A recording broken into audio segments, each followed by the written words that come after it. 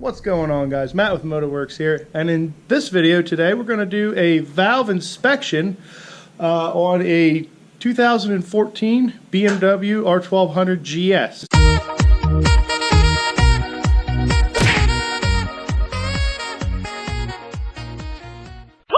This is a pretty complex job, but if you follow the steps in the video, hopefully you can do this job yourself. I suggest watching it the whole way through and seeing if it's something that you want to tackle on your own motorcycle before getting your hands dirty. But come along with us. We're going to go over the tools we need for this job now. All right, so the tools we're going to be using today are Torx bits, ratchets, a magnet, spark plug socket and extensions, as well as a screwdriver, flashlight, feeler gauges, pen and paper with the specifications of the bike, and a drip pan. Alright, those are the tools we're going to need for this job. Let's go ahead and show you what you need to remove to gain access to the valves. Alright, now to get to the valves on this bike, it's very simple. The valves are right behind this cover right here, so we need to gain access to behind this cover, and the way to do so on this bike is we first have to remove this cage that's around here, or this crash bar that's around here, and that's done by removing these three bolts on the bike here, there and there. Those are all Torx bolts.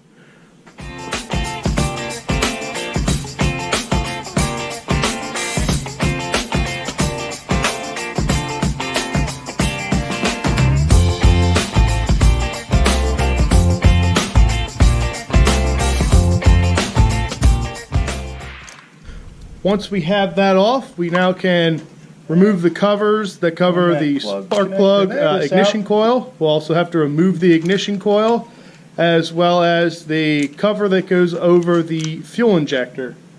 So we now have access to these three bolts here. These are a T50 Torx. So we just have to remove those. This is going to leak oil. Make sure you have your pan ready.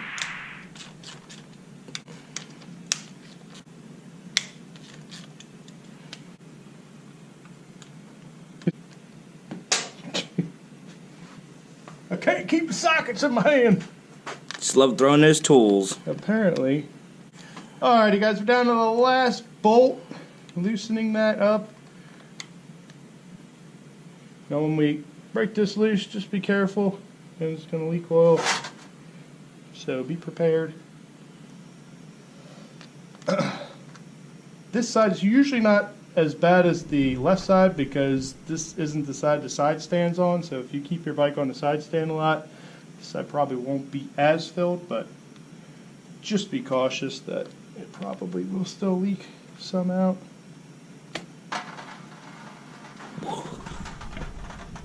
Now this is the valve area, I guess would be what you would call it. You have your timing chain that spins the cams through these gears here, and the first thing we need to do is get this to top dead center on the compression stroke to actually check the valves. So what I like to do, since compression is going to fight us on this side, I like to take and loosen the spark plug a little bit, and what that'll do is bleed off the compression. This is also a good time too, you can replace the spark plug, but if you've already done that or done a spark plug replacement in recent times and all you need to do is a valve adjustment, just loosening it is fine. So the way we turn this engine over, since there isn't an actual bolt that we can put on a socket on and turn it over, is we come over here. I'm going to put this in the highest gear I can, probably 6th gear. So go up until you can't anymore. Then we're going to spin this back tire, and it's going to rotate the engine. And what we're looking for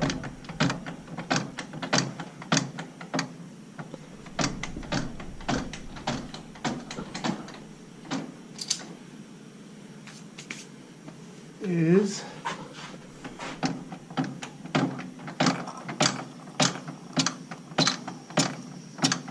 you hear how that air is escaping there? I don't know if you could hear it, but that is on the compression stroke that is pretty close to top dead center.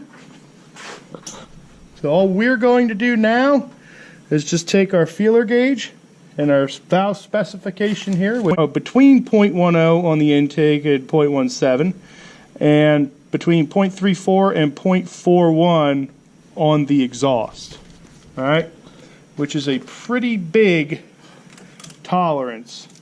If we convert that to the American, looks like on the exhaust we go up to 0.41, so the closest we come is 16 thousandths up to 16 thousandths, and between 13 thousandths and 16 thousandths on the exhaust. So we will start in the middle, so about 14 or so thousandths on the exhaust. This is the exhaust here because the exhaust is down here. And what we're going to do, we're just going to take this feeler gauge, we're going to slide that in between this, it's called the rocker arm here, and the actual cam lobe here. We're just going to put that in between there. I don't know if the camera's picking that up well on this one, but I know it'll pick up good on the intake, so bear with me.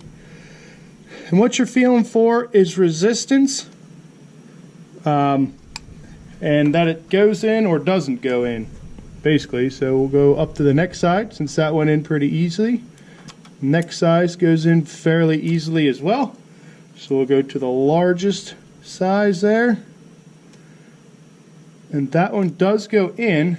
So the next thing we'll do is see if the next size up goes in.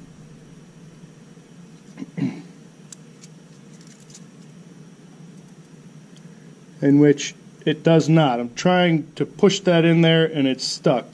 So this valve is on the highest or the loosest setting, but it still is within specification. If I were able to fit that next size up, that would mean that this one is out of specification, and then we would actually have to adjust that valve.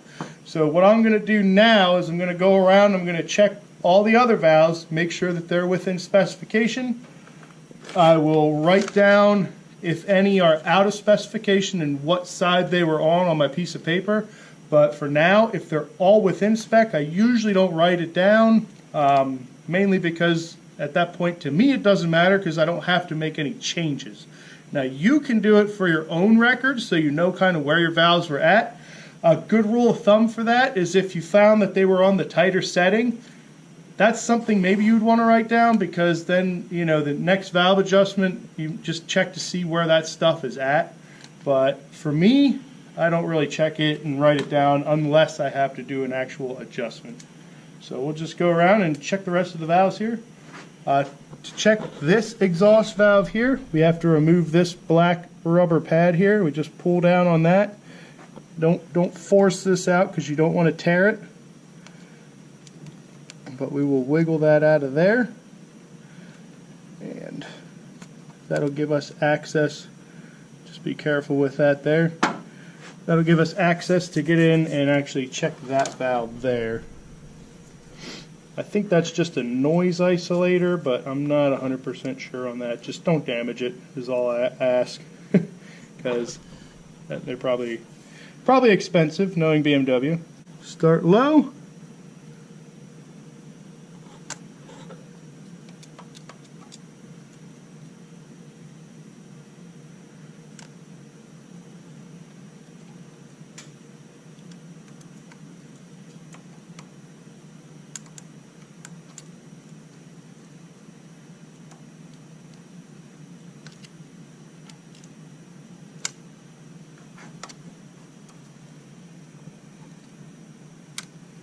Alrighty, so that one's good. So the exhaust valves are good, they're within tolerance. Let's switch gears over to the intake, where you guys will really be able to see where I'm checking these at. It's a real good view of this on here. 5 thousandths, roughly 4 thousandths, and all the way up to about 7 thousandths on that one there. So we'll start low again. And right between there and there is where you want to check. See how easily that goes in there? And we'll go the next size up. It's got a little bit more resistance. Go to the next size up. Alright, and that doesn't go. So, that valve is on the looser side of the setting, but it is within spec. I'm going to go over to the other side. Again, we're going to start low. That goes in nicely. Next size up. That goes in nicely as well. Then we will go to the largest setting, and hopefully that one doesn't go through. And that's nice and tight. I can't force that in there. Now notice I'm not trying to jam it in there. You don't want to jam anything in there. You run the risk of potentially breaking these, and if you break these and they fall into the engine, bad things can happen. So you just kind of want to, you know, lightly force it, but don't try and jam it in there. It's not going to do you any. It's not going to give you any benefit.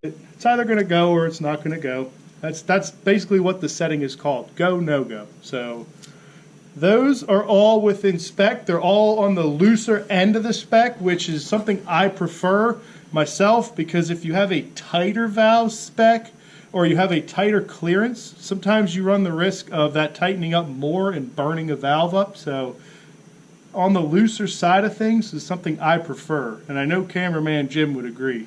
So as you saw, these valves were within specification. Now had they not been within specification, we would have to pull this valve, this cam cover off, because the only way to get to the shims is to actually take this cover off, and then you can move these rockers out of the way and gain access to the shims.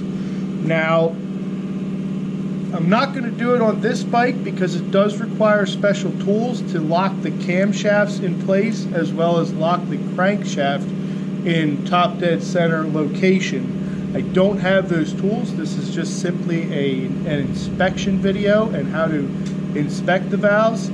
I would have done an adjustment video, but again, if they don't need adjusted, you leave well enough alone, and hopefully in a future video I will get one of these in that does need adjustment, but that's going to, you know, basically do it for the inspection part of it.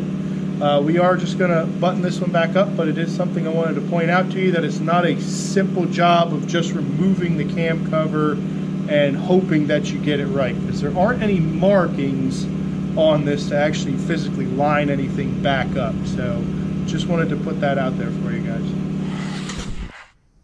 Alright, now that we've inspected the valves, if you had to adjust the valves and you got it back to this point, we can now put this back together. One rule of thumb on BMW... Jim. I know. Sorry. One rule of thumb on BMW, if the gasket's still pliable, you can still go ahead and reuse these. I've reused many of gaskets on BMWs, because they are quite pricey to replace, especially if you do it every 12,000 miles that they call for this job. So as long as they're still pliable and you don't see any actual leaks coming from the valve covers, they're fine. Just clean them up really good with a nice clean rag, which is what we're going to do here, and go ahead and put that stuff back together. I've not had any problems doing it this way, so I don't know if that's any validation for you. If you feel you need to replace the gaskets, go ahead and do so, but if they are still pliable, you should still be good. As my esteemed colleague just pointed out, don't forget to put your little rubber pad back in. That just sets in there, and you just push that up, clip that back into place, and then that just kind of hangs out there. We will take our cover, make sure it's nice and wiped off clean, and set that cover back on. Make sure everything's lined up. Start your screws by hand, that way you don't cross thread them, and I never recommend running these in with anything power operated, because cylinder heads are expensive to fix, and you don't want to do something silly after you do a big job such as this to where you have to redo the whole job over again. So just run them in until they're finger tight. And I will have the torque spec for these. I believe it's somewhere between 15 and 18 foot-pounds. Don't quote me on that. I'm going to be using my, I do have a torque wrench, but it's an old-fashioned torque wrench. It's not my elbow, it's an old-fashioned torque wrench. Like I said, old-timey. And again, we'll just swing this to about, somewhere about between 18 and 20 roughly.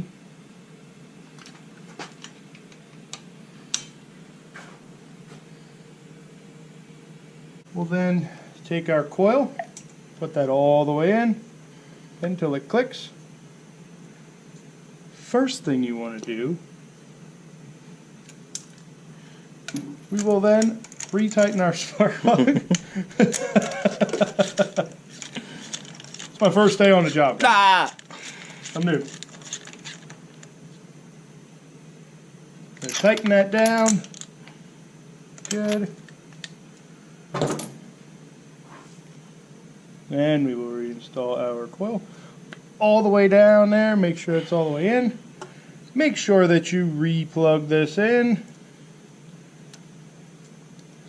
And then the order of sequence is, first we'll put the injector cover back on.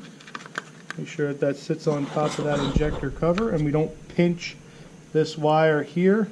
It's got a little locator tang right there. We don't want to pinch this wire as we put this cover on. So just be careful when you're doing that. Again, everything hand tight first.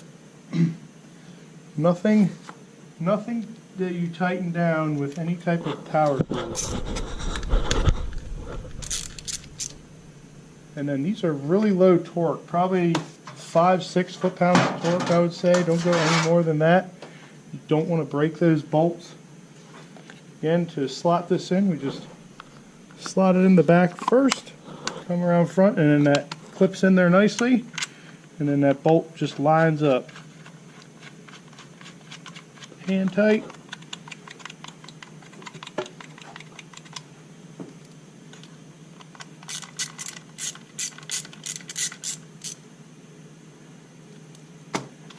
That's good. Next thing we'll do is throw this engine protection bar on. If you have this style engine protection bar, the shorter bolt with the collar goes on top, and the longer bolt goes on the bottom, and then the really big bolt goes in the back. In case you don't see that when I'm putting it on, you saw it beforehand, so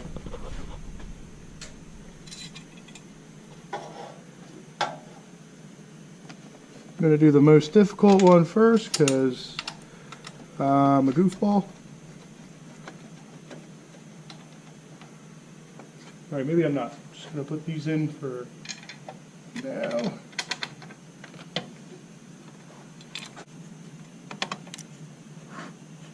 One of the things that always helps to have is a cameraman with a thumb.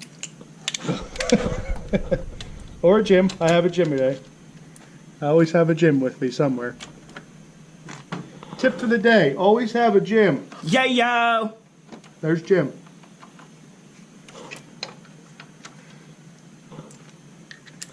Right now we have everything hand tight, we can start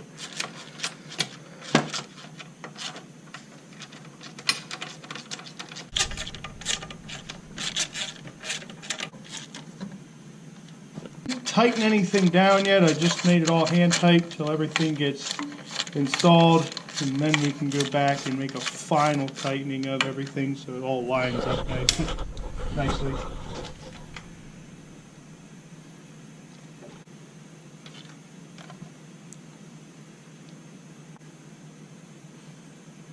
That's how you inspect the valves on these. Again, we didn't have to do a valve adjustment on this one, so it's not something we were able to do on this video. I'll try and find one that needs a valve adjustment, but until now, that's how you actually gain access to the valves and how you do a valve inspection.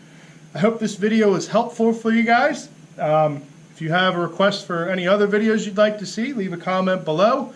Again, if you like the video, give it a thumbs up. My name is Matt. This is MotoWorks. We'll see you in the next video.